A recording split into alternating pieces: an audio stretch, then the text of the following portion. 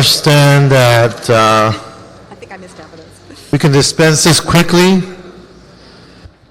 Will the staff come forward? My understanding is that there's an amendment that could be supported by the parties who filled out cards. If that's the case, if we're all in agreement, is that accurate? That's correct. It's a refer to staff. And Okay, can you speak in the microphone, give us your name and address? Sure. Christopher Kuntz with the Planning Department. With the revised language, it's a refer to staff. And No language, it's just refer. Okay, so we can refer to the planning department as amended. We can do the following instructions. Instruct the planning department to conduct an analysis of potential housing units lost resulting from a reduction in maximum allowable densities within the geographical area referred in the above motion, and to identify any impacts on the housing element and city housing production goals. B, instruct the planning department to identify other areas within the Del Rey Community Plan area to create the zoning capacity to absorb or compensate for the potential loss of housing units. And C, instruct the planning department to report on the housing impact analysis and recommended land use actions needed to compensate for lost housing units resulting from any amendments, and report back to the Plum Committee. Are we all on the same page? Yeah, thank you, Council Member. That's a refer to staff with those amendments. Exactly. Thank you. And so both Whitney Blumenfeld and Amy Sai Shen, we're all in agreement there? Just come to the microphone and give us your name and address. Good afternoon, Amy Tsai Shen, Jeffrey Mangles, Butler, and Marlboro. I'm here to just make sure that the lots 160 and part of lot 161 is not included in this motion. Is that accurate, staff? Everybody is nodding yes. Thank you. So we have to have this for the record. So Whitney Blumenfeld from District 11 agrees, and the staff agrees, in affirmative, given what Ms. Session just stated. Thank you. Okay, so that's on the record. Thank you very much. That's item number 1. Items 2 and 3, as well as the special item,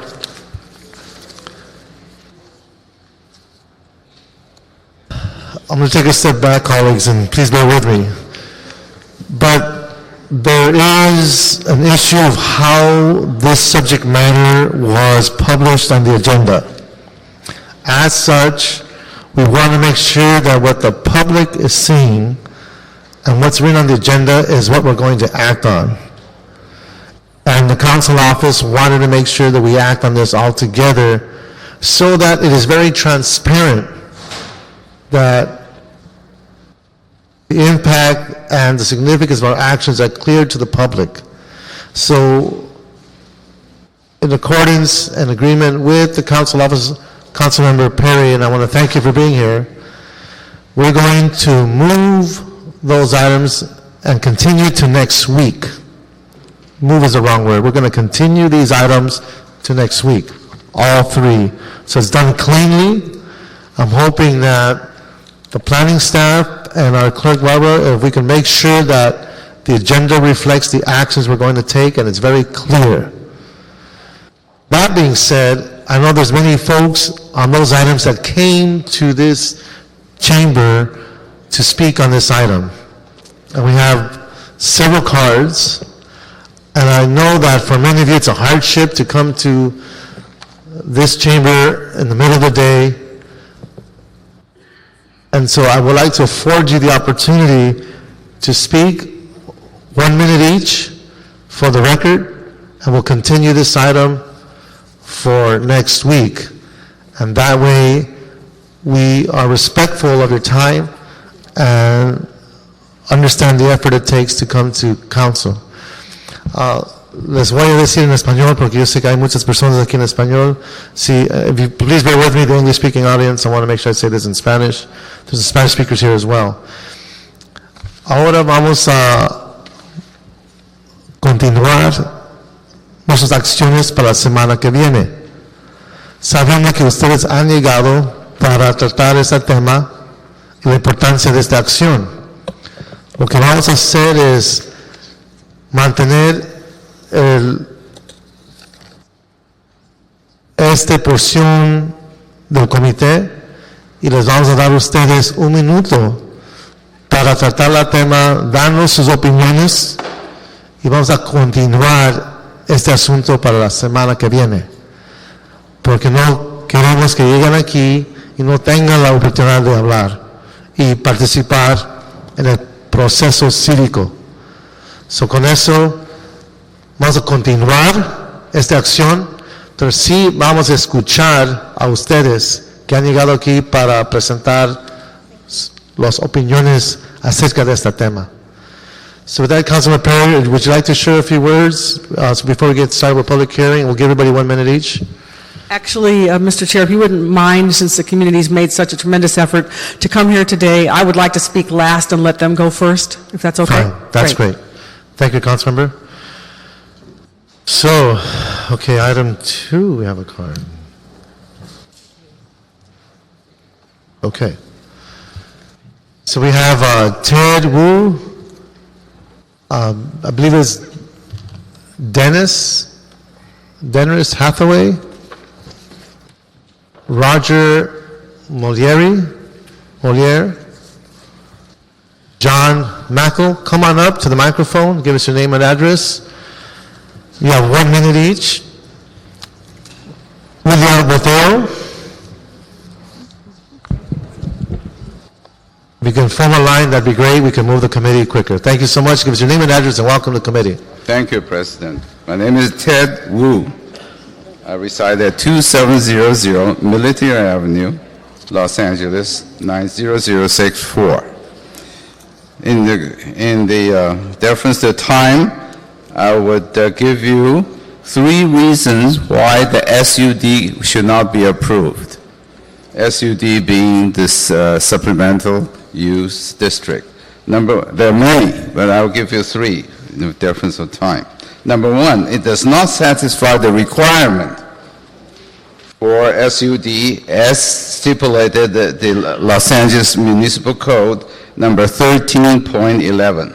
It does not satisfy the requirement. Number 2, it violates California Business and Professional Code section 5405.6, which prohibits off-site signs or billboards on MTA properties.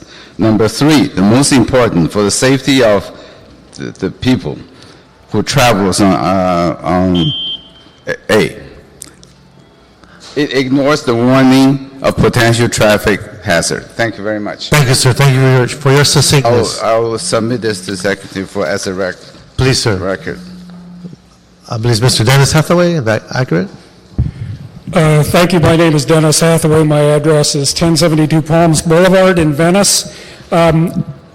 6 years ago, there was a proposal before the City Council to allow a certain number of freeway billboards in exchange for removing some billboards elsewhere. There was a big public outcry, and that whole idea was scrapped, and instead the City Council passed an off-site sign ban to stop proliferation of billboards and to keep billboards off the freeways. And here we are 6 years later talking about allowing billboards on the freeways. This is going to open up our freeways to being corridors of billboards. And the MTA is holding this park project hostage for these billboards. This is wrong. The MTA should be told, you go settle your lawsuit some other way. We want this park project. This is a good park, but you can't blackmail us this way in telling us you won't sell us the property unless we give you these freeway billboards. This is a terrible proposal, and I hope you will vote against it. Thank you. Thank you. Next speaker, please. So name and address. John Mackel, 801 South Grand Avenue. I'm an attorney representing the MTA. I had understood that I might have more time than 5 minutes, so I was hoping to. Well, we're going to come back next week, but I want to respect the folks that are here today because we're continuing the whole item until next week. So you have 43 seconds. All right, thank you. Well, I'm familiar with the origins of the assigned special use district because I am one of the counsel who represented the MTA in the lawsuit involving Clear Channel Outdoor versus the MTA and the inverse condemnation action. So I'm here to answer any questions that you may have concerning that and its linkage to the project on Santa Monica Boulevard, the Transitway Parkway project, and the relocation efforts that were made concerning those signs from 2001 to the present. It's been a long effort, and we're hoping that this will be passed. Well, Mr. Mackel, I invite you to put anything you'd like to say in writing so that we can have it for next week. And let's see how this subject matter develops by that time. But you're welcome to submit that to the committee. I will. Thank you, sir. Is it Roger Molieri? I'm here, yes. Roger Moliere, I'm Chief of Asset Management and Property Development for MTA. Just wanted to clear up any misconceptions there were about the genesis of the project. The project came about because there was liability both to the MTA and we believe clearly to the city. And the fact that there is a South Park involvement is purely incidental to that. It does happen to provide funds as well as settling a lawsuit that trails some city liability, which we believe is significant. So it's an all-in-all settlement. I'll be happy to come back next week as well, but I did want to get that much in so that there would clear up a misconception that we are somehow holding this hostage or insisting on this as a term. Okay. Thank you, sir. Julia Boteo. Buenas tardes, señora. Sí, puede bajar el micrófono. Sí, cómo no. Que no cuente todavía. Buenas tardes, mi nombre es Julia Botello, vivo por 1465 East 23 Street y vengo a apoyar a la señora Yamperi, que es mi concejal. Pues necesitamos ese parque, lo necesitamos, bastantes edificios hay de apartamentos, bastantes niños, tan necesitan los niños, los jóvenes, nosotros los viejos que tenemos ganas de ir a sentarnos a un jardín, en vez de, yo no alcanzo a ver un letrero. Señor Boteo, por Pero me favor, está contando. para que puedan interpretar, por favor. Por favor, lo permite. Hi, this is Julia Botello. She resides at 1423 East 23rd Street, and she's here to support the her councilwoman, and the need for more park space in the community. Park space is required for the children that reside in the apartments adjacent to the property and allow them to do something. They're also required for the elderly who want to go out to the park and do something. Como les digo, hay bastantes apartamentos, bastantes niños, muchas familias y lo necesitamos porque los niños no tienen dónde jugar, porque son apartamentos y no necesitan el jardín. Por favor, apóyanos y ayúdanos, lo queremos, lo necesitamos con urgencia. Gracias, porque señor. tenemos mucha depresión y necesitamos ir a sentarnos, como yo, a un jardín. Así es que, por favor, apóyanos. Gracias. Y gracias por todo. Gracias a usted. Que tengan buen día. Igualmente, gracias por venir. So please come and help and support the community. We badly need this park space. We need it for the children that live in the adjacent apartments. We need it for the seniors that live in the community. Please come and please support this project. Thank you. Thank you very much. We have with us Joselín Páez Lizeth Castellana. We have Kevin Hernandez, Luis Guardado, Electra Kruger, Carol White, and Mike Hernandez. Come on up. We can form a line that we can keep this moving. Please, give us your name and address. My name is Jocelyn Pies and I live on... Speak right into the microphone that we can all hear you. My name is Jocelyn Pies and I live on 234 West 53rd Street. I would like to say, first of all, that we visit the park Augustus Hawkins, and it was really nice, and I think that where we live at, we don't have parks, and us kids, we would like to go to parks and have fun, and we really don't have parks where we live at. Okay. I think that's it. Is this the first time in City Hall for you? No. No? Good. That's good to hear. Thank you. Okay, all right. Coming next. If you try to speak right into the mic, you can lift the microphone so you can speak into it, we can hear you clearly. Good afternoon, my name is Kevin Hernandez and I live on 232 West 53rd Street. And I think we should get this park like on Avalon and 54 because like all the parks around us, like it's really like messed up, and a lot of gangsters be going in there, like they be messing everything up, tagging the walls and all that. I think we should have another new park like where it's calm and we could take care of it, like a lot of trees, birds and everything, like so it could look nice. Like right there, like a couple of blocks away, there's another middle school. And I think the students should, like, after school, could go and visit the park, have a nice day, fresh smell, like, the flowers and all that, like, have a nice day after school, like, and I would like to visit that park, because, I visited the one on Compton and Slauson, the Augustus Hawkins, and it looks really, really nice. And, I would like to have another one close by my house, like that one. Okay, but let me just say, you described that very well. You should consider poetry or focus on English. Very well described. Thank you. Thank you, Kevin. Next, please. Buenas tardes. Quiero agradecer a la concejal John Perry por estar luchando por nuestra comunidad. Queremos ese parque, lo necesitamos para nuestros niños, para que puedan jugar, tener donde divertirse. No tenemos uno en nuestra área, lo necesitamos. ¿Me puede dar oportunidad para interpretar? Nomás del principio y así para traducirlo. So he was saying that he wants a park that'll give a location for children to go and play. It'll keep them from doing other activities that are not good for the children. Then I'll continue with what he says. Creo que es más importante el parque que un billboard pegado al freeway. De eso es todo. Muchas gracias. Okay. That the trade-off to lose a park over billboards would be a negative or a bad one for the community. So take that into consideration. The park space is required here. Thank you. Gracias, señor. Okay, well, that was Luis Guardado, is that correct? Okay. Okay, Electra Kruger. Welcome. Carol White? Please. I'm Carol White, and today I'm a longtime resident of the area, and today I am representing the Jeopardy program at 77th Street Station. Jeopardy is a program for at-risk kids.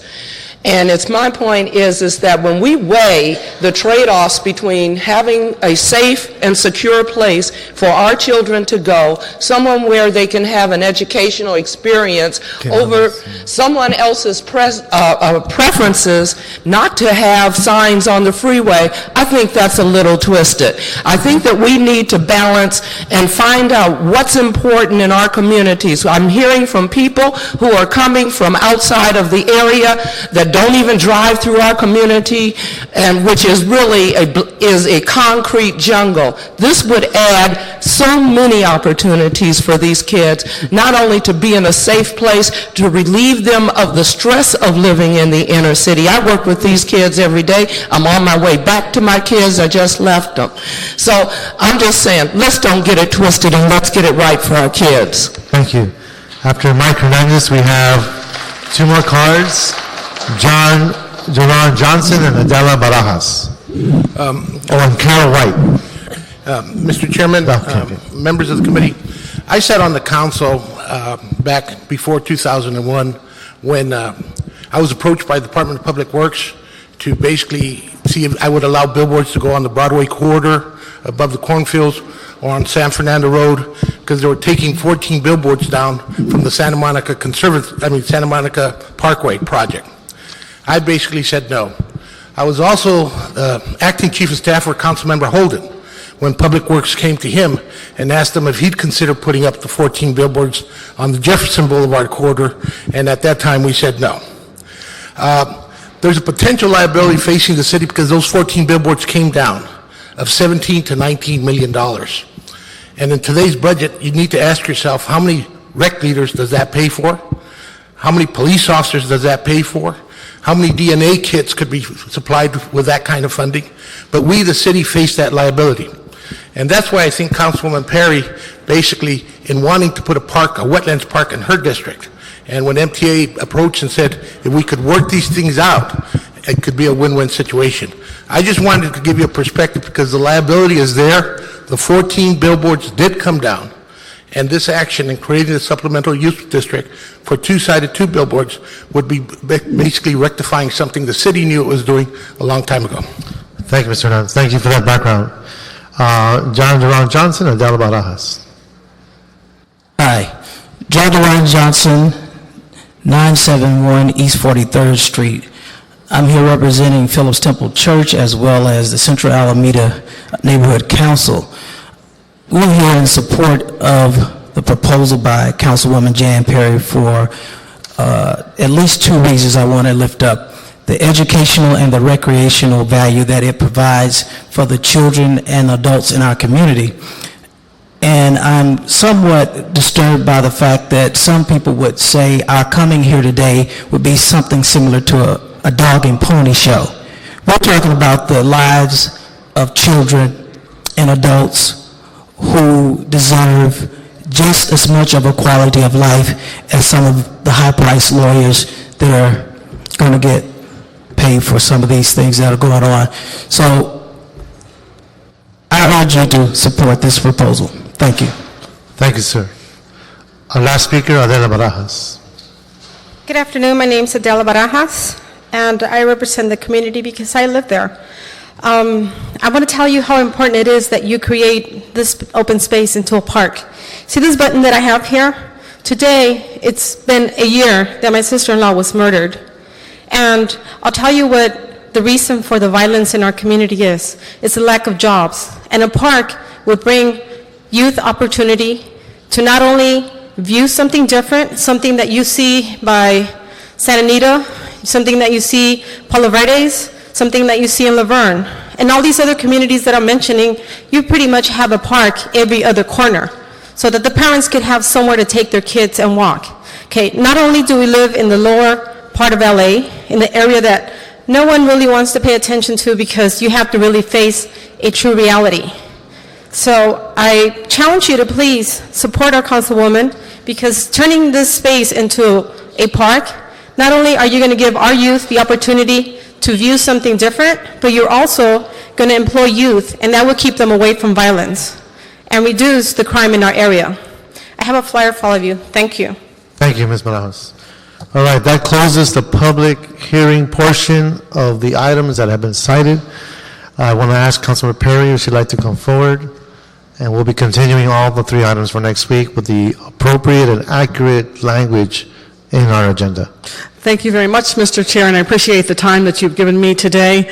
To give you an idea of the process that we have undertaken to this point, we have embarked on a process to purchase the bus yard, MTA bus yard at 54th and Avalon, to develop into a park, and initiated the legislative steps to do that over 4 years ago, in which I was pleased that my colleagues supported me in my motion to do that, and a copy of that is in the information that we've given you. It is dated June 2005, and it's from Council File 051231.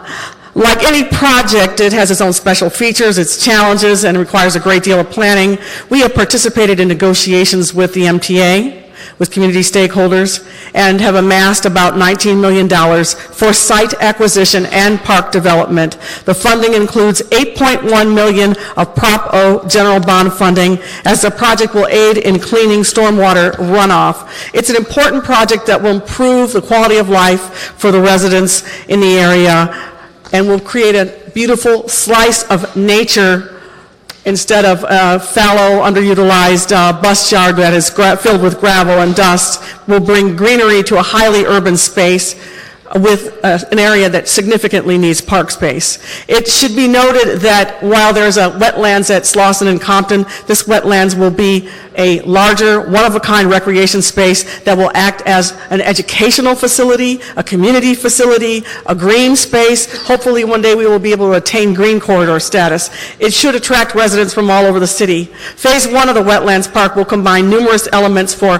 passive recreation activities such as walking, cycling, bird watching, and phase 2 of the construction will include a rail museum and a community meeting space. The park will replace a blighted site with greenery with a combination of native trees, shrubs, marsh plants, and a myriad of flora and fauna, and it will be built adjacent to an existing school and across the street from an existing junior high school, and a proposed school site in the immediate neighborhood. The park will provide an outdoor classroom, will provide educational signage at the wetlands, and will be a green haven for the entire community.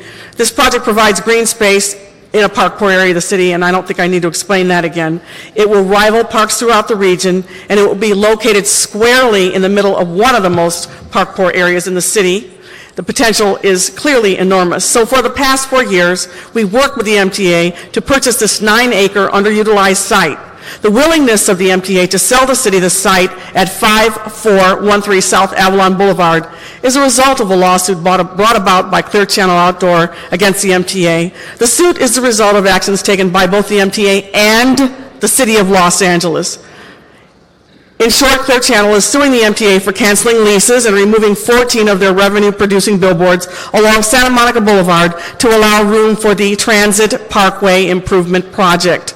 The City of Los Angeles obtained the Santa Monica Boulevard property from the MTA, built the project through an agreement that, according to the MTA, may make the city responsible for damages that could result from Clear Channel's lawsuit against MTA for removal of the billboards. The city's acquisition of the 9-acre parcel at 54th and Avalon for below market price of $3 million included the city's consideration of a supplemental use district for the MTA. The supplemental use district, or the SUD, would allow Clear Channel to erect two-sided billboards at 720 East 16th Street, another MTA site located in an industrial area, zoned industrial, in downtown Los Angeles. The Fashion District BID, or Business Improvement District, which represents the business owners and tenants of the area affected by the SUD, have written a letter of support in this project, which is in your packet.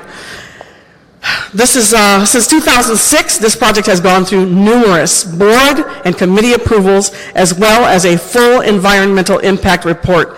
So I understand we're not moving forward today, but we will come again next week, and I hope that you will support my efforts to bring green space to the 9th District, which is a mere 14 square miles in a city, and yet houses more than 250,000 people. The parcels of land this size are scarce and expensive to acquire, and I don't want to lose this chance to develop this park, as there are so few opportunity sites to support community interests, and that's why all of these wonderful people have come down here today to support me, because they know that I support them. So it's for that reason, I'll run through my list today on the things that I think that are before us, and you can correct me, but I hope that you will approve or concur with the action of the City Planning Commission to approve the proposed general plan amendment for 5413 Avalon Boulevard, Subarea A1, and then concur with the City Planning Commission to approve proposed zone change for 5413 South Avalon Boulevard, Subarea 1, reconsider and approve the signed supplemental use district for the block bounded by 16th Street, South San Pedro Street, 15th Street, and Griffith Street, Sub-Area 2, and approve the original findings of the City Planning Department, adopt by resolution the proposed plan amendment for Sub-Area 1, and adopt by ordinance the proposed zone change for Sub-Area 1, and certify that you've reviewed and considered the information in the draft and final environmental impact report in relationship to Sub-Area 1, and adopt related environmental findings, and adopt a statement of overriding considerations, and hopefully direct staff to revise the Southeast Los Angeles Sub-Area 1 and Central City Los Angeles Sub-Area 2 community plans in accordance with this action, and amend Section F and G, add Sections H and I as reflected in my letter to the committee in the packet you have today. And I know that we're not taking an action today, but your ultimate support that I hope to have will help positively shape and change the landscape of a community that deserves this and much, much more. This is a top priority for me, and I look forward to being back here again next week. And thank you for allowing the community to speak today. Appreciate it. Thank you, Councilmember, and we'll reserve our comments until we continue this item, and at that time we will discuss the substance of the issue. But I appreciate your cooperation, as we stated, for the sake of clarity and understanding of what the committee is reviewing. We want to make sure the agenda reflects the business before this committee, and unfortunately today it does not do that, but we will correct it and we will move forward. And I want to thank the community again for coming down today and turning out in such good numbers. I really appreciate it. A las personas que llegaron, gracias por estando aquí. Yo sé que es difícil, pero vamos a continuar este asunto la semana que viene y vamos a hablar de la sustancia de las acciones de esta ciudad acerca de el movimiento que se quiere hacer acerca del desarrollo del parque y los anuncios que se están contemplando. With that, thank you very much, and we will continue this item. Okay. Next item, Roberto. Next item, Councilman, is item 8, is an appeal by BPNA and Bethane Fief. They're appealing a CEQA action, and it has to do with a small lot subdivision for the development of 4 single-family development in CD13. And planning staff is present. Good afternoon, Maya Zaitsevsky. This is an appeal of just the environmental clearance associated with a 4-unit small lot subdivision and a zoning administrator's adjustment to allow early start construction. I approved the small lot subdivision, and the chief zoning administrator approved the zoning administrator case. Both were appealed by the appellant to the East Los Angeles Area Planning Commission. We had a long, about a 2-hour hearing over the merits of the appeal. They actually had a failure to act. There was only 3 commissioners at the time, and they could not pass a motion. So there was a failure to act, and the zoning administrator's case and the advisory agency's approval were affirmed. And so before you today is just the MND appeal. And as I said, at the very long hearing we brought up all the issues that the appellant's going to speak of today. And I recommend that you deny the appeal. The claim that an EIR is required for a 4-lot subdivision is without merit. This is an infill development, and it complies with the zoning and the land use designation, so I recommend you deny the appeal and adopt the MND. Thank you. To adopt the MND. Yeah. Okay. All right. Do we have the council office in the chamber yet? Can we find out if the council office can be here? I want to understand where the council office is at on this issue. Okay, we don't have 2 speaker cards on this. We have, well, the appeal is being filed by, can we have the appellants come forward? Mr. Chair, if you could ask people in the audience if they could take the conversations outside. It's hard enough to hear in these chambers, and with the chatter in the back, it's even worse. That. Thank you. Thank you, Councilman. Folks in the back who are having conversations, can you please take it outside?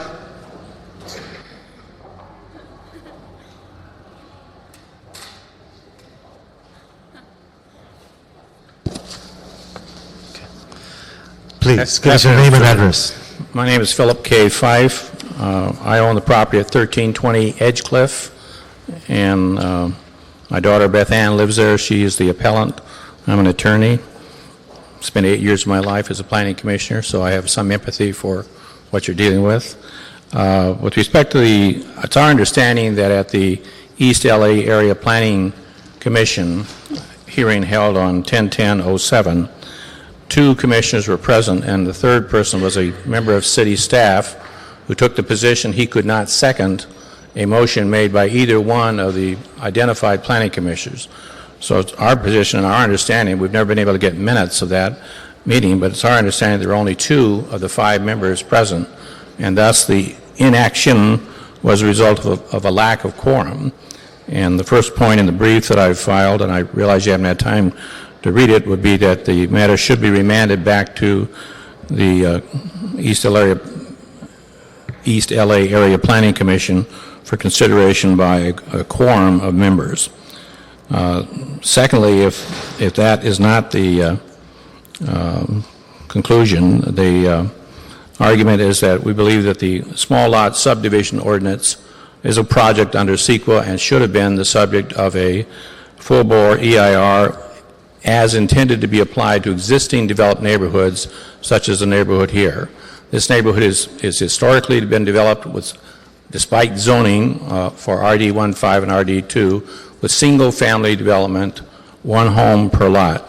This project involved tearing down an existing home and proposes to build 4 townhomes of 1,590 square feet each, separated by all of 2 inches, with the elimination of backyards and the shrinkage of the side setback, which eliminates any recreation space for the 4 families that are going to be moving into these homes. And that is proposed to be mitigated by the presence of the Bellevue Recreational Park. Unfortunately, the Bellevue Recreational Park, before this project was proposed, was converted largely into baseball diamonds, eliminating most of the open space that would be used for picnics or anything like that. In the city's own traffic study for that step, it said there are unmitigatable parking and circulation problems in the neighborhood already. Now we propose to approve a project which would be first of no doubt many such projects under the SLSO, which would involve conversion of up to 50% of the existing homes in that area into hyper-dense 4 and 6 unit developments on lots that have historically been developed as single-family homes. This neighborhood is described as transition, but really the transition has been that people have bought these older homes and are rebuilding them and rejuvenating them. Basically, people are no doubt gotten sick of trying to ply the freeways and decided to hopscotch back into closer to town, put the money in and rebuild these homes and change this neighborhood back to the kind of neighborhood it once was 30, 40 years ago. Now, this project would basically transform the neighborhood into a hyper-dense neighborhood with no increase in infrastructure to deal with the increased population and increased traffic. The 35-foot height buildings would block the views of homes on Maltman as more and more of these lots, driven by economic pressure, become the subject of this kind of development. You will have a complete transformation of the neighborhood. Basically, the SLSO trumps the existing building codes and has the capacity to completely transform the neighborhood from what it historically has been for many years.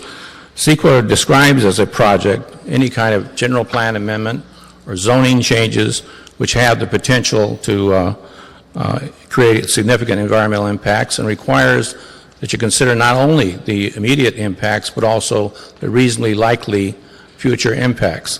Certainly when you have 62 of 135 lots eligible for this kind of hyper development, you should have had a full-scale EIR. Nevertheless, they went with a mitigated negative declaration, which ignores all kinds of impacts and then proposes unsatisfactory mitigation for those that it does concede happen. For example, they say that the... Sir, I think you're making your point. I know you're emphasizing all your salient issues. I want to give you as much time as you need, but could you start summarizing? Yeah, our position is there should have been a full-bore EIR done with respect to the application of the SLSO as it might be applied to existing developed neighborhoods. That's to be distinguished from neighborhoods which are zoned for that kind of development but have not been developed. And secondly, the mitigated negative declaration fails to address the significant environmental impacts and does not propose adequate mitigation for those that it does concede exist. There's adequate evidence in the record that there's a fair argument that mitigation is not sufficient and that there are significant environmental impacts.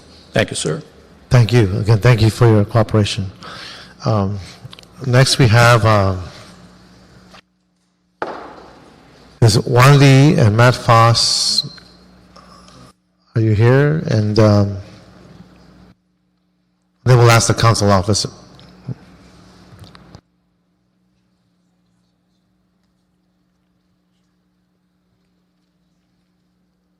We have some renderings and a model that we'd like to show you also. As long as you can speak into the microphone, we can hear you clearly. All right.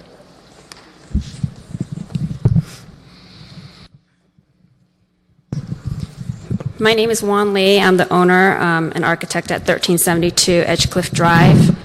Sorry. Where we're proposing this 4-unit townhouse project.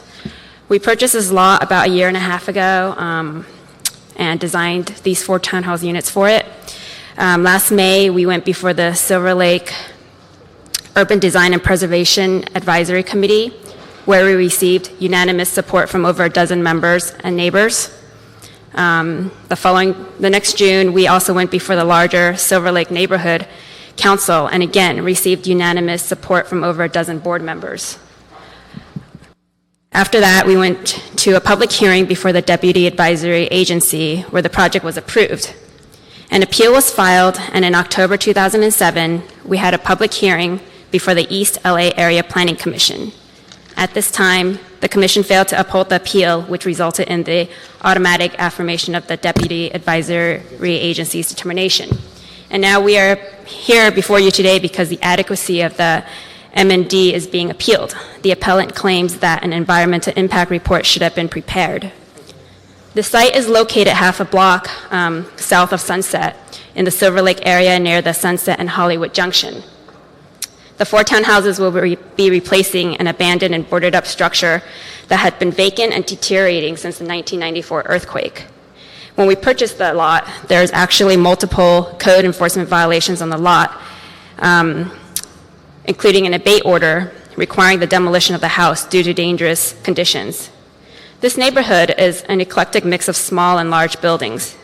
South of us is a 4-plex, a duplex, and a 13-unit apartment building. Immediately north of us is a duplex, a 12-unit building, and an 8-unit building. On average, the lots on the block contain over 4 units each. We meet all the zoning requirements of the small lot subdivision ordinance. Can you summarize? Okay.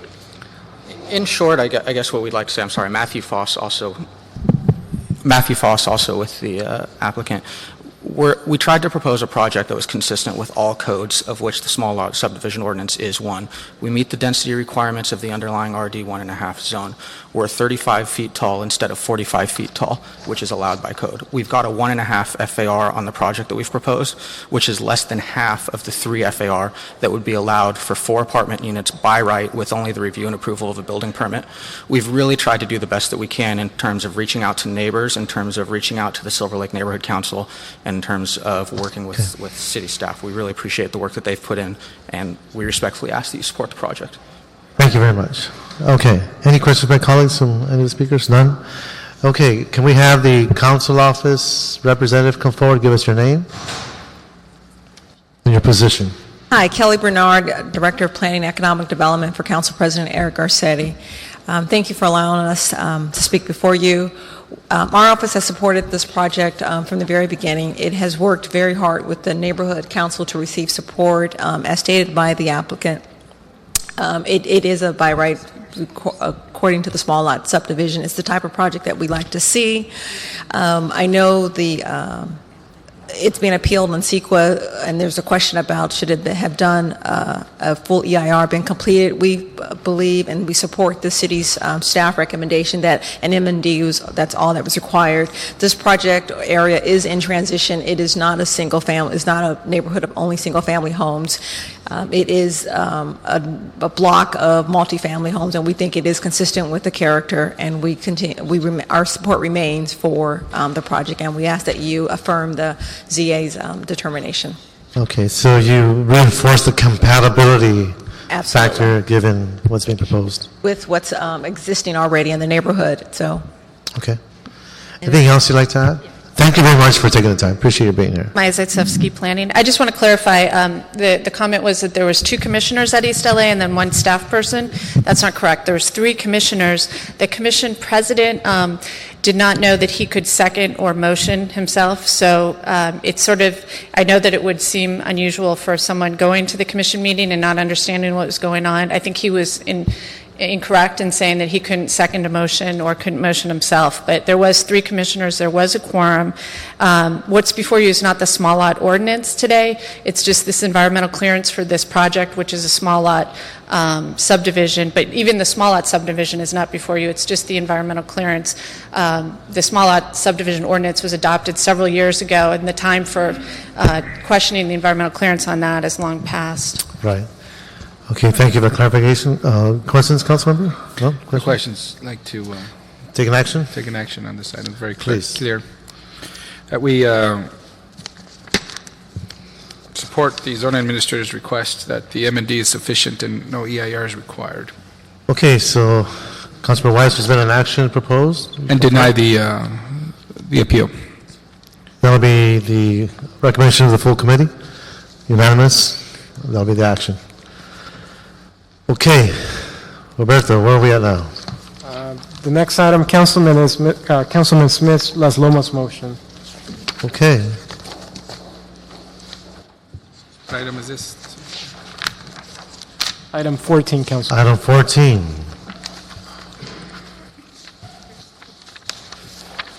Want to read it? Sure. It's a motion by Councilman Smith and others. It's requesting that all work on the Las Lomas project stop until a policy decision is made by the City Council and related matters. Okay. I did see Councilor Smith in the chamber. Is he still here? Okay, we will wait. Oh, there he is. Come on up. Would you like to speak? You don't have to.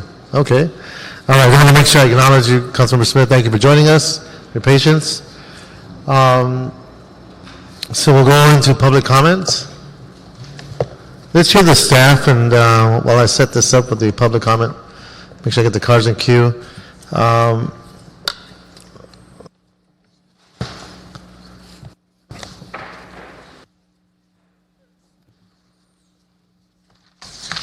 Just for the record, I just want to make sure that, for the record, we understand today's action. Good afternoon, council members. My name is David Michelson. I'm a Chief Assistant City Attorney for the City of Los Angeles. It's an honor to be here before you today. I'll attempt to frame the issues for you. Since about 2002, the Planning Department for the city has been processing the environmental impact report and the pre-zoning associated with the proposed Las Lomas development project. That project would be in territory that currently is outside the boundaries of the City of Los Angeles. Once the Planning Department completes its processing of the EIR and the pre-zoning, the Planning Department would then present the EIR and the pre-zoning to the City Council for its review and consideration. If the City Council approves the EIR and the pre-zoning, then the applicant, Las Lomas, can proceed to the Local Area Formation Commission for Los Angeles County, also known as LAFCO, with Las Lomas's application for annexation of the territory into the city. If the City Council, however, does not approve the EIR and the pre-zoning at that time, then the applicant would not be in a position to submit its application to LAFCO for the desired annexation to the city as desired by the landowner, Las Lomas. Coming before your committee today and before council tomorrow is a motion that was recently introduced by Councilmember Smith. I should also mention that a previous motion had been introduced by Councilmember Alarcon, which essentially called for the city to enter into a supplemental fee agreement with Las Lomas, which would have allowed Las Lomas and required Las Lomas to pay for and reimburse the city the expenses the city incurs in processing the EIR and in processing the pre-zoning. That motion, Councilmember Alarcon motion, is not before you today. What is before you today is the more recently introduced motion by Councilmember Smith, which essentially calls for action by the city requesting the planning director and the planning department to stop processing the EIR and stop processing the pre-zoning before the EIR and the pre-zoning work is complete. Our office has sent written advice to the council, attorney-client privilege, first to Budget and Finance Committee, who had the original Alarcon motion before them in, I think, February 4th. And earlier today, we circulated a short attorney-client communication in writing again to all the council members in anticipation of the meeting here today and the council meeting tomorrow. So again, what is before you today is Councilmember Smith's motion, which, if acted on by council, would in essence request the planning department to stop processing the EIR and the pre-zoning. Okay. Talk about the Reader's Digest version. That's pretty good. All right.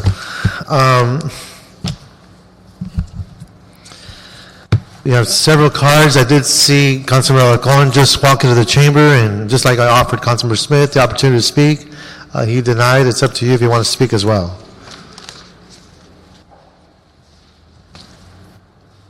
At risk of allowing Councilmember Smith to respond to every point that I make, I'll nevertheless make my points. This item has been back and forth, and I think information is well received from all. I broke it.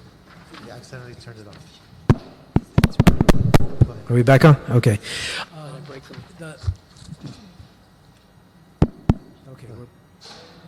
It's just me. I know. Out of my mind. I think I broke it. There.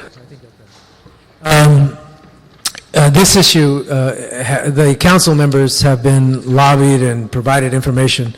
The issue is fundamentally this, and I'm not going to speak for Councilmember Smith, but I believe we agree that the issue is. Just go ahead. I think the chipmunks are getting tired. Hello. I think we agree that the issue is fundamentally whether or not it is incumbent on the city to continue processing the project. I believe, and the city attorney has opined, that in fact it is necessary for us to proceed, or we put ourselves in great jeopardy and face potential litigation. This understanding is part of a historical record that the city of Los Angeles has instigated, created, voted for, and supported to move a process forward. The intent of Councilman Bernson in 2000, who sat in your chair at that time and was well aware of the planning process, was to seize control of this project. I have said all along that the purpose that I see in this is for the city of Los Angeles to maintain as much control of this project out of fear of a lack of mitigations based on the historical record that has been created by the County of Los Angeles in the unincorporated areas north of Sylmar and the city of Santa Clarita, to a lesser extent, because they've done a better job of jobs housing balance.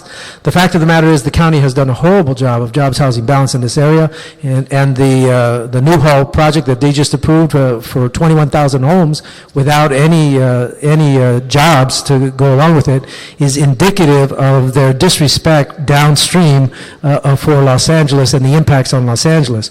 So it is essential that Los Angeles retain control of this project in whatever form. But the fact is that we have taken numerous steps. I believe it's more than 32 steps in the planning process to indicate to the applicant that, in fact, their project was going to be processed by the city of Los Angeles. We requested and obtained the sphere of influence designation as the lead agency in this project, and there's every reason for the applicant to believe that they have the right to a full process, which would mean an environmental impact report. Now, so I oppose Mr. Smith's motion because I think it puts the taxpayers at great jeopardy of having to lose in a lawsuit.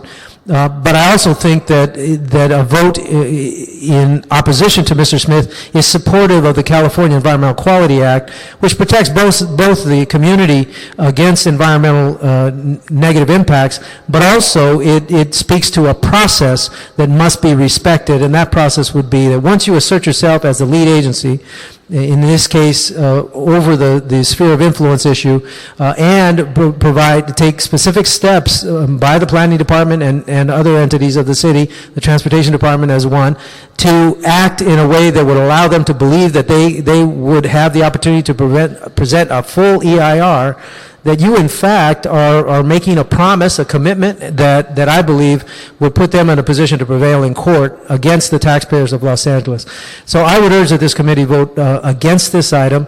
There is no jeopardy if we proceed in the process, because at the end of the day we retain full control to say no to this project if we believe we should have not one house built there, or at least according to the community plan of the county, 290 homes I believe. But anything beyond that, I believe we have complete control. So I would urge this committee to say no to the Smith motion, to allow the planning department to proceed to receive the EIR over time, and then when the time comes, we'll make a decision based on the best information that can only be received through an environmental impact report. Thank you. Thank you, Councilmember. Thank you. Sorry for breaking the Councilmember microphone. Smith, I just want to make sure we're on the same playing field here. You still okay? You still okay? All right. All right, folks. Let's go through the cards, then we'll have our discussion. Is Councilman Weiss, has he left the room for good, or is he coming back? Do we know? He's got a funeral? Okay. All right, so...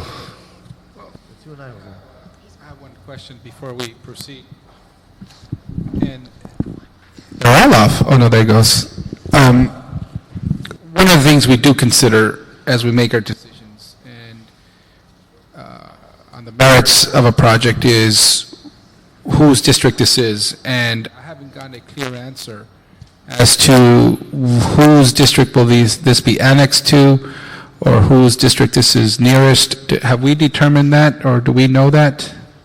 We don't know that. We don't know that. No, we do not know that at this time.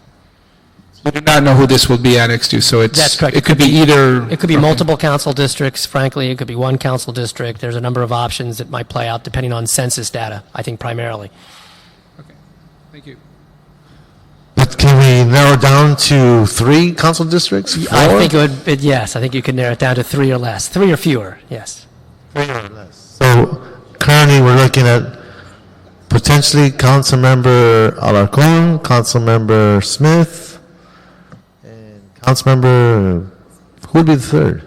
I'm not sure. You may want to bring planning forth. They may have some thoughts on this, but again, this issue has not been particularly looked at, so there may not be a clear... Planning personnel, can you just give us a general ballpark understanding of who's geographic? No one wants to say, okay. Okay. Based on, what's the criteria? Is it a purely political one where council votes on who wants it, who doesn't want it? What's the criteria that we use to determine where it goes? Were you directing the question to me? I was asking a general question as to whose district would this, obviously, a project of this magnitude has citywide impacts and regional impacts, but someone who would be ultimately responsible for this area, if it happens, whose district would it go under? I don't think there's any dispute between Mr. Smith and I that it could fall into either one of our jurisdictions, depending on the decisions made by the City of Los Angeles and also LAFCO. The proximity is just literally probably hundreds of feet difference between his district and my district. I believe Sylmar is a little bit closer, but it's such a small amount, it's not going to be the critical factor. Population is also a factor, and there's many other factors that are determined that allow LAFCO to make a decision.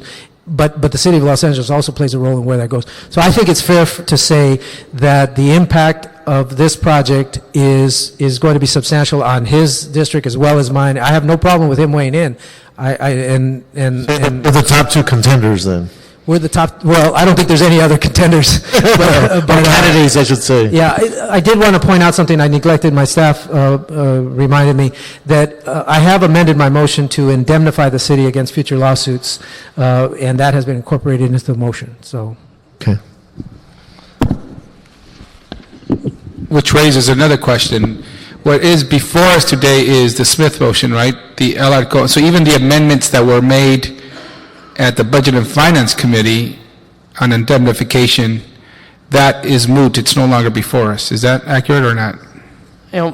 Again, Dave Michelson with the City Attorney's Office. If my memory serves me right, at Budget and Finance, I think the Councilmember Alarcon's motion might have been held in abeyance with respect to Budget and Finance Committee, and in light of Councilmember Smith's desire, which he did the very next day at Council, to bring in his motion, and I think that's probably the way that had played out. And I can see Councilmember Smith nodding his head, and I believe that's right. So those indemnification and other things like that are not before us. The amendments that were made at Budget and Finance. Right. The indemnity issue, I believe, is in conjunction with Councilmember Alarcon's motion with respect to the supplemental fee agreement. One of the components the council member is indicating that he would like to see in a supplemental fee agreement is the developer would indemnify, defend, and hold harmless the city should there be litigation or some other legal claim against the city with respect to the project. Okay. And so procedurally, I'm just trying to clarify. Alarcon's motion is being held in Budget and Finance. It wasn't that Mr. Smith's motion amended Mr. Alarcon's and deleted all the language there and supplanted this with this language. No, I don't think actually Mr. Smith's motion amended Mr. Alarcon's motion. I think they're two separate motions, and only Mr. Smith's motion is actually before you today. Okay, thanks. Okay, well, let's go down the speaker card list. I'd like to welcome Carlisle Hall, Veronica Perez-Becker, David Hernandez, and Vanessa Rodriguez. Come on up. Carlisle Hall, Veronica Perez-Becker, David Hernandez, Vanessa Rodriguez. Got 2 minutes. Good afternoon. I'm Carlisle Hall, and I am the attorney for the Las Lomas Land Corporation, and have been working on the project for a number of years and have a good background. So if you have any questions, particularly legal issues that you'd like to address to me, I'm happy to answer them. But what I want to address today, Mr. Comer is going to be addressing issues relating to. Okay. Good afternoon. Okay. You just pause for a second because we do have to record what's being said. So. Apologize for the difficulty.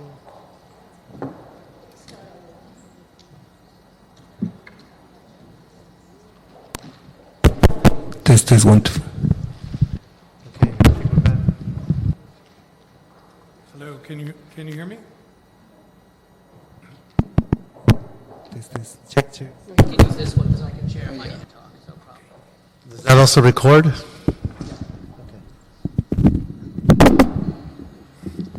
Apologize, Mr. Hall.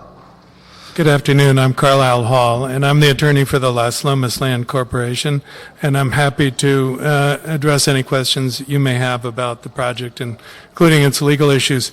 Mr. Comer later on is going to be addressing the issues relating to whether the city has the legal obligation, as the city attorney has opined, to continue with the legal processing. I wanted to address the separate part of the Smith motion where he calls for a policy decision and says that's required and should be done before there's further processing of the environmental impact report. And I want to point out three critical things about that issue. First of all, there is no legal requirement that there should be any kind of policy decision like this, even in the unincorporated area. The city has the full authority to go ahead and process these applications. We've already litigated in the Las Lomas litigation, which is mentioned on your agenda, that the LA City has the complete authority to be the lead agency. Judge Chen has already ruled that and process the environmental impact report in the unincorporated area. So I don't really think that's an issue. I think the second thing I want to say is if there is to be a policy decision on whether or not you want to process applications, land development applications and annexation applications in the unincorporated area, the key policy decision is, of course, the decision to extend the sphere of influence lines, boundary lines. The city did that, initiated that process back in the year 2000 when Councilman Bernson initiated the motion to do that.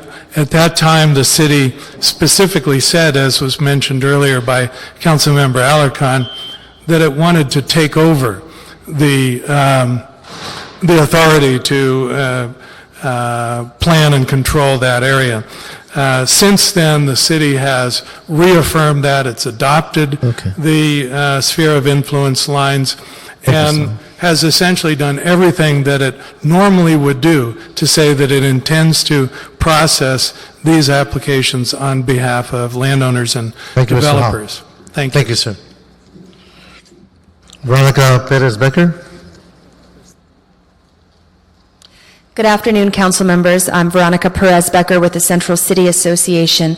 We support moving forward with the process of analyzing the Las Lomas project and oppose the motion before you today. With our current jobs and housing crisis, considering the project that could create thousands of jobs and housing units is the least we should do. Moreover, a vote against process here is a vote contrary to the city attorney's advice that the city is legally required to process Las Lomas. Indeed, the city has been processing the project over the last 6 years. To change the rules midstream would send a message to the investment community that LA is not a safe place to do business. And with the current market downturn, that is something we simply cannot afford. Moving forward does not commit the city to supporting the project. Las Lomas should receive thorough review and analysis before moving forward. But stopping the process now sets the wrong precedent at the wrong time. We ask for your support on this procedural issue. Thank you. Thank you very much. David Hernandez, then Vanessa Rodriguez. Good afternoon, David Hernandez. 1953, moved to North Hollywood from Lincoln Heights, and at that time, the 170 freeway was just an open field, and that's where all the kids used to go out and play. Today at 5 o'clock, the traffic will be a parking lot on the 170 freeway from Sherman Way all the way into Santa Clarita. I want to commend you for the votes that you took today with regards to Senator Alicon's motion, that it is imperative that if the city of Los Angeles and its residents are going to be impacted by development outside of the city, that we at least have a voice. This motion in front of you today takes away part of that voice. It contradicts what you voted on for today.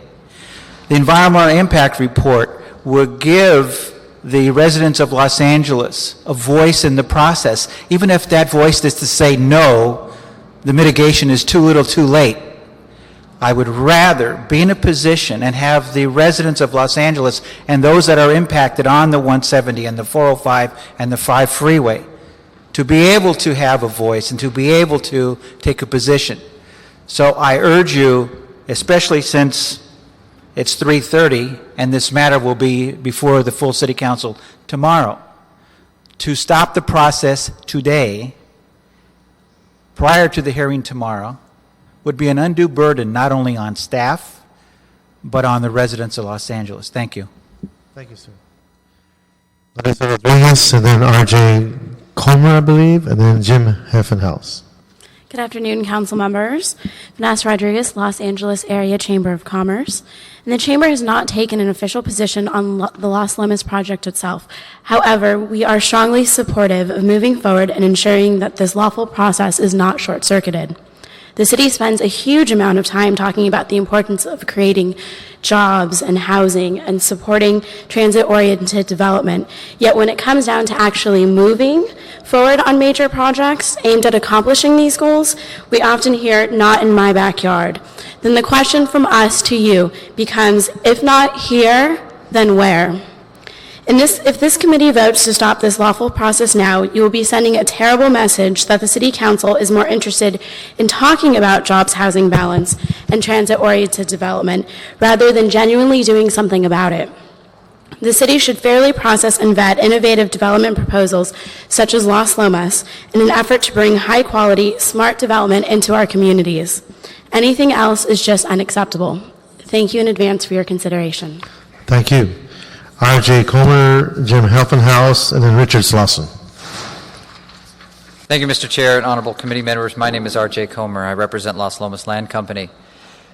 Mr. Smith's motion in his second moving paragraph says that the city should make the policy decision whether or not to pre-zone the land before any supplemental fee is to be considered. The city would not be allowed to pre-zone the land without a full CEQA process, the CEQA process that Councilman Alarcon encouraged you today to allow it to be complete. Pre-zoning is a project under CEQA. And in fact, the supplemental fee agreement that was before this committee, that was supported by this committee and will be before the City Council tomorrow, would pay for that very CEQA analysis of the pre-zoning of this property, consistent with the Sphere of Influence Amendment that has been initiated by the City of Los Angeles.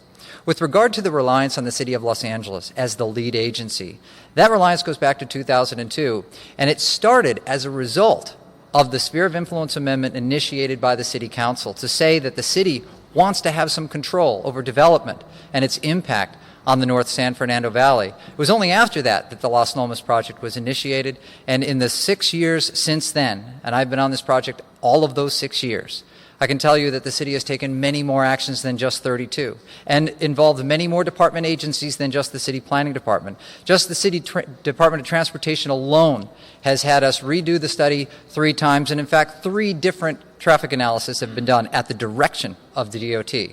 The Department of Water and Power issued a water supply assessment for an earlier version of this project, a more dense version of this project that still applies to the project today. And various other city agencies, including the great work and the hard questions asked by the city planning department, have all gone into the fact that the city has already committed to act as lead agency, already has been processing applications, and it would be incorrect, bad policy, and a very, very bad precedent to stop that process now and send the message to the rest of the business world and the rest of the United States that don't come to Los Angeles because you may not get to finish your project.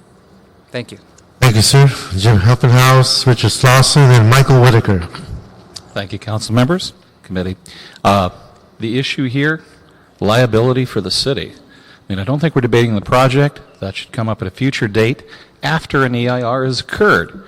All you're going to do today is have a city that's facing a huge $250 to $300 million debit subject to litigation at great amounts in the future if you deny it. This is an easy no-brainer. Take the money, deny Councilman Smith his resolution to kill the project. There are no facts to debate to kill the project until you have the EIR CEQA recommendations. Right now we're debating in the abstract whether it's 290 homes, as Richard stated, which is allowable, so something can be built there, or the 5,500 that Mr. Palmer seeks. We don't have a firm number until you have the reports in. So we're debating in the abstract. The issue at hand is, will you take the money to have him pay for that report, or will you go to court and answer in court that you've led him on to believe he should invest in this with obligations of the city priorly occurring? Now, Richard, I'm sure, is going to follow me up here. I'm speaking for, of course, Sergio, who is out of town on family business. We have a lot of jobs to be tied to this project. There's a lot of public construction of school, fire department, police station, access to rapid transit. Mr. Palmer has got a, platinum LEED standard? You're going to be innovating on environmental issues, all of which will be discussed in an EIR about mitigation and whether any permanent damage or harm to the community or the environment will be occurring due to this project. But until that document is published, we're listening to people's opinions back and forth as to good, bad, or indifferent on this project. What we know is that if it's built, we're going to have a lot of work, whether it's 290, which is not going to happen, or 550. If it's a number less than Mr. Palmer can make money at, we don't go to work, you don't have to deal with it. But at this point in time, killing it is not fair without a full-ranging debate. Thank you. Thank you, sir. Else we have Richard Slauson, Michael Whitaker, and Michelle Galakian, and then Hillary Norton Orozco. That should conclude the... Good afternoon, council members. My name is Richard Slauson. I'm the Executive Secretary of the Los Angeles and Orange County Building and Construction Trades Council, and we're here today with many of the trade representatives from the laborers, from the roofers, from the plumbers and pipe trades, who else is here today? And Local 250, the steam fitters local as well. And I can tell you all of our 140,000 members are asking you to vote down this recommendation today and support Las Lomas moving forward. We have been involved in this project for a number of years now. We have negotiated an agreement with the developer to have good paying jobs, to create new opportunity for young people throughout the area to come into apprenticeship, and we think this project should have its day of review and the ability to go through the full CEQA process. We're talking about 9,000 direct jobs that would be created by the project, 22,000 indirect jobs, 1,300 construction jobs, many of those apprenticeships that would give opportunities to many. I brought with me today a report that was issued in 2000 from the Housing Crisis Task Force for the City of Los Angeles that I had the honor and the eye-opening experience to serve on in studying the housing needs throughout Los Angeles. Some of you were not council members at the time that this was issued, and it is an important document. When we started studying Los Angeles housing needs, there were 300,000 homes behind. the needs of the city at that time, and it was an expectation that it would go another 60,000 in the hole every year unless something was done. We tried to do it. We set up housing trust funds, housing bonds, and all to build houses. This project, Las Lomas, is the step in the right direction. This is the type of project that the city of Los Angeles needs to meet the needs of the citizens here in creating workforce housing and the jobs that are necessary to keep this economy going forward. I would ask you to turn down the motion today and support Las Lomas. Thank you. Thank you, Ms. Lawson. Michael Whitaker. Thank you, sir. Michael Whitaker, Michelle Garakian, and then Ms. Roscoe. Hello, Michael Whitaker from Symbiotic Engineering from Boulder, Colorado. We were contracted by Las Lomas last month to begin quantifying the sustainability initiatives that are going on with this project, taking a look at solar energy, wind, microhydro, geo-exchange, innovative waste management strategies that could be of use to not only the community but also surrounding communities, filling a need and potentially supplying green-collar jobs within that sector. This process is it's ongoing and it's relatively new, and we urge the council to allow this EIR process to go forward so that these innovative analyses can be completed, that this information can be put out in front of the public, not only for open discussion around real numbers and not just abstract concepts, which is what we're doing, is we're putting numbers on all of these initiatives, but also to serve as a model for other communities to see what are the potential impacts of doing these sustainability initiatives that the Green LA Plan and other environmental documents call for. It's still early in the process, and we're evaluating the economic, environmental, and social impacts of all of these initiatives, laying them out there for the developer to decide and for open discussion through the EIR, including quantifying the mitigation measures in the EIR. And we urge you to allow that process to continue so that there are numbers to have discussions around and we get away from the abstract concepts and can have a real discussion about the issues and around real numbers. Thank you, sir. Michelle Garakian here. Okay, how about Hillary Norton-Orozco? Good afternoon, council members. I'm pleased to address you today on behalf of Las Lomas to say that we would respectfully request that you turn down Councilmember Smith's motion as it's premature. In fact, the city has already made the policy decision to move forward on this project. Move forward only in the sense of processing the project. That doesn't mean support it as it is today. It means allow us to go through the process to refine and to meet all of the city's objectives as we seek to be part of the city of Los Angeles. Nothing allows us to have a project until you vote for it at the end of the EIR process and once all of the facts are before you. But the other thing I wanted to reiterate as part of the supplemental fee agreement that was agreed to was not only did we agree to indemnify the city, not only did we agree to pay forward costs, but we agreed to pay all back costs and to pay for consultants so that there would not be a diversion of the flow for current planning department staff. It's important to us to make sure that we are analyzed, fully analyzed, but that we are not interrupting the current workflow of the planning department. These were 4 very important amendments, and the reason that we bring them up is because you and your committee supported the original supplemental fee agreement, and those amendments were important to this discussion. I just ask that, again, we've gone around the community and asked their opinions, have been working with them on what they like and don't like. Not every neighborhood council has said no, and in fact, we haven't asked their opinion on the project as it is today. EIR processes are just that, a long communication process with the city, with other agencies, so that we can come up with a project that is going to meet the city's needs, meet the community's needs, and respond to the very objectives you've been discussing: housing, sustainability, transit, etc. Thank you very much. Okay, that was well timed, 2 minutes. I do have one question for our director, Ms. Goldberg. This is more for the record, because I want to make sure what's being said is what's happening. It's been mentioned that there's been several steps that have already been taken. Have we been able to recover, or will we? The fees are being paid to do the different steps so far? Are we recovering our expenses? Being done currently is work on the EIR. All EIR review is fully cost recoverable.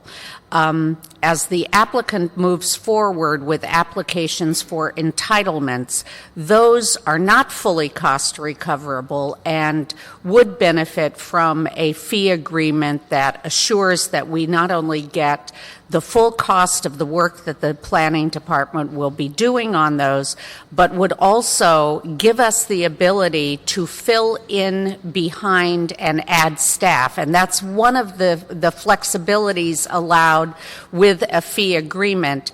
It allows us to get resolution authority to fill in behind those positions so that we are not diluting the current work program. And but again, the work that's been done to date is work on the EIR, and that is fully cost recoverable. Thank you. Thank you. Any other questions?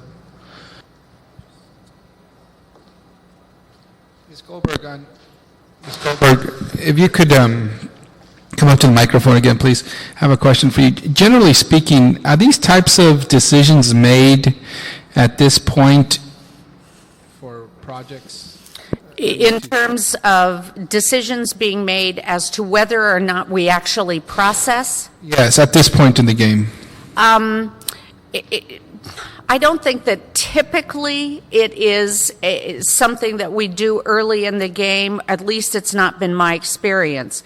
My understanding, however, is that for a plan amendment, for a specific plan, they need to be initiated by either the City Council, the Planning Commission, or the Director of Planning. What has not been the practice, at least since I have been here, is that there is a formal decision made, a formal initiation process. That has not been the practice in this department. I think that as a result of this case, we are thinking very, very carefully about what kind of a process needs to be put in place that would allow us to make a formal decision so that we're not having this discussion, you know, with cases. And so the question that arises that you have been hearing about from the city attorney is, has the work that we have done, the fact that we took in the EIR and that we have been working on it, would a judge in evaluating that work conclude that the work that we did constituted an initiation? And that I can't opine on. Assuming we would continue to move forward with this project, how long would it take for an EIR or for the environmental review process to be completed so that, let's say, your staff now is reviewing a project with certain number of housing developments, what the roads look like, et cetera? How far from now would you get that more concrete how close application, are we? a project? Yeah, Right. a project. Well, the application can occur before we complete the EIR, and in fact, we have now received an application for a development agreement, I believe, and for a pre-zoning. I think that we have received that application. It has not been deemed complete, so we have not accepted that application as complete yet, but that has occurred. How long will it take us to complete the EIR? That's very difficult, especially with a complicated process like this, to speculate. We've been working on it since 2002, but let me assure you, we have not spent a lot of time working on it. And I think a few months ago, I was told that the cost of the work that we had done was approaching around $30,000. So you can sort of get a sense in your head that's not a planner working full-time for the last 4 years. This has been intermittent work. So I'm not sure how close we are to a completed EIR. I suspect not very close. I suspect that we are still, you know, And once your staff completes its administrative work, At what point is there a discretionary decision whether to approve the project or not? Where does it go next? Well, what you would expect to see happen here is a specific plan with zoning and a general plan amendment that would have to come forward. And my assumption is that that is sometime in the future. I mean, it's hard to speculate, but it could be a couple of years before you actually saw a decision before you. And who makes that decision? What body? It would go to the Planning Commission. It would come to... First go to the full citywide planning commission? Right. And then if there's an appeal, well, or either way, it comes to the council, right? Either way, it comes to Right, council. and then it'll come to Plum and then to the city council. Yes. Thank you. Okay. Thank you, Council. I think our wiring is dying out on us. Oh, the chipmunks are tired. They can't even hear us. Okay. I think that goes through all the speaker cards. I do have one last one, and I'm going to close after this one because I know you waited all afternoon. You have a Javier Nunez. This is the last card, okay? We're closing public hearing after this. Thank you, and I'll make this brief. I just want to go on record, a statement by, that was given by Councilman Smith. It states like this, and this was in the Daily News, March 30th, 2004. It says, the city is doing what it has to do, not what it wants to do, Smith said. Anyone in Santa Clarita who is under the assumption that the city of Los Angeles is driving this, it is absolutely not. Thank you. Okay. All right. Well, Councilman, in light of the history of this process, I want to maintain consistency, and something we agree to disagree.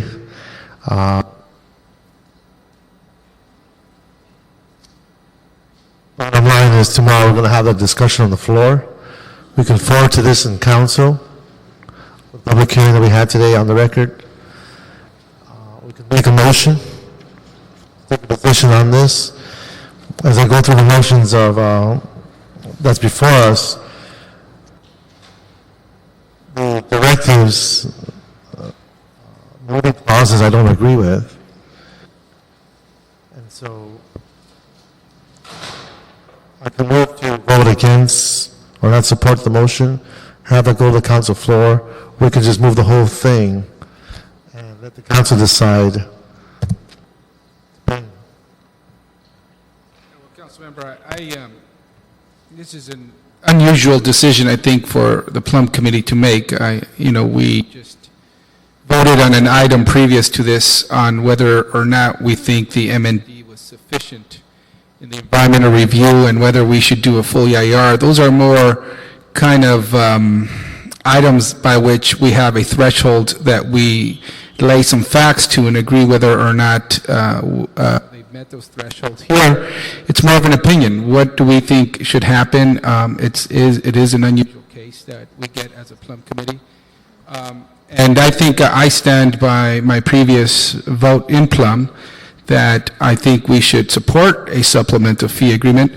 And quite frankly, I haven't made up my mind on the project, and that is because I haven't seen a project. I think if I see a project, I'll be able to say, yes, I agree with that, or no, I don't agree with that. But at this point, I stand by my previous vote that we should recoup and we should charge all costs associated with these applications, let the process take place, and then allow for not only this council, but also the public to see whether they agree with the full project or not. So I would suggest that we move to council with our previous recommendation. Okay. I would suggest that we move to council with our previous recommendation. Jerry Burge, City Attorney's Office. The motion before you, Mr. Smith's motion. We haven't had budget cutbacks yet. This shouldn't be happening. Councilman Huizar, you're discussing the previous position that Plum took on the supplemental fee agreement. That is not before you today. It will be in council tomorrow. What is before you today is the motion requesting that all work on Las Lomas stop. So are you making a motion? I'm sorry. Give it the fourth microphone. Testing. The motion before the committee today is, and city attorney can correct me, is that we cease all actions on the Las Lomas project until the council devises policies or makes policy determinations. Okay. So to be consistent with our previous vote, we would have to vote no on this one. That's the conclusion. Yes, and so I made a suggestion, not necessarily a motion. I want to see what your thoughts are on that. And I would concur. If we're going to be consistent with a previous vote, it would require us that we vote no on this. But the fact is, we're going to have the discussion on the council floor tomorrow, and that'll be the deciding factor. So the action of the committee is to vote no on the motion, or is it submit without recommendations? For clarification. I would say vote. I'd say no on the motion. Thank you very much. And again, I want to make it clear that for me, I don't have a project before us. I've been on this committee for 2 years, and when we vote yes or no on something, it's because we could discuss the merits of a project, its environmental impacts, transportation impacts, and until I see that and could feel that, then I feel comfortable saying yes or no. But I do feel that enough has been invested in terms of time and resources by the city that we should let that process continue, and then we should be able to vote yes or no on this and go from there. And there'll be very or no cost to the city, as I understand them, both past and future costs. Correct? Since we have one vote that is a no for the motion and one that is essentially a yes for the motion, it goes to council without recommendation. It will go to council without recommendation. Well, I want to make sure they're both no. One says no, but your support, the no vote actually is, if you vote no on the motion, you're saying you want to wait. So they're both not no. And for what I'm hearing, Councilman Huizar wants to vote for the supplemental agreement. Yeah, they're both no votes on the motion before this committee today. Yeah. Thank you very much. Okay. All right. So that'll be action of this committee. Any other items, Roberto? No public comment. Ready for public comment? Anyone here for public comment? Seeing none, this meeting is adjourned.